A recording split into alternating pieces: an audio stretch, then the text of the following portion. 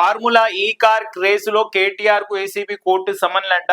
Formula E car కేసులో మళ్ళీ కేటీఆర్ కు ఏసీబీ కోర్టు సమన్లు జారీ చేసింది. Senior IAS Arvind Kumar, HMDA మాజీ సిఈ బిఎల్ఎన్ రెడ్డిలకు జూలై 31న విచారణకు రావాలని ఆదేశించారు. ఈయన బిఎల్ఎన్ రెడ్డి మరియు Arvind Kumar formula E car రేసులో భారత కార్యనిర్వాహక అధ్యక్షుడు మాజీ మంత్రి కేటీఆర్ సహా మరో నలుగురికి నాంపల్లిలోని ఏసీబీ కోర్టు గురువారం సమన్లు జారీ చేసింది.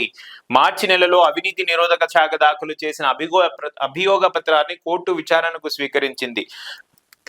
చార్జ్ షీట్ లో A1 గా కేటీఆర్, A2 గా సీనియర్ ఐఏఎస్ అధికారి అరవింద్ కుమార్, A3 హెచ్ఎండిఏ మాజీ chief engineer B Lakshmi Narasimhareddy, BLN Reddy, A4 sports consultant Kiran Malleswararao, A5 గా యూకే కు చెందిన ఫార్ములా ఈ ఆపరేషన్స్ FEO సంస్థను పేర్కొనగా వీరందరినీ జూలై 31న విచారణకు హాజరు కావాలని ఆదేశించారంట. కేటీఆర్, అరవింద్ కుమార్, బిఎల్ఎన్ రెడ్డిలను అవినీతి నిరోధక చట్టం కింద, కిరణ్ మల్లేశ్వరరావు FEO సంస్థను IPC సెక్షన్ల కింద కోర్టు విచారించనుంది. సో నిబంధనలకు విరుద్ధంగా సుమారు 55 కోట్ల విదేశీ సంస్థలకు మళ్లించిన ఏసీబీ అధికారుల అభియోగ పత్రంలో పేర్కొన్నారు. ఆర్థిక లావాదేవీలకు సంబంధించిన ఇతర దాదాపు 1000కి పైగా పత్రాలను కోర్టుకు సమర్పించారంట.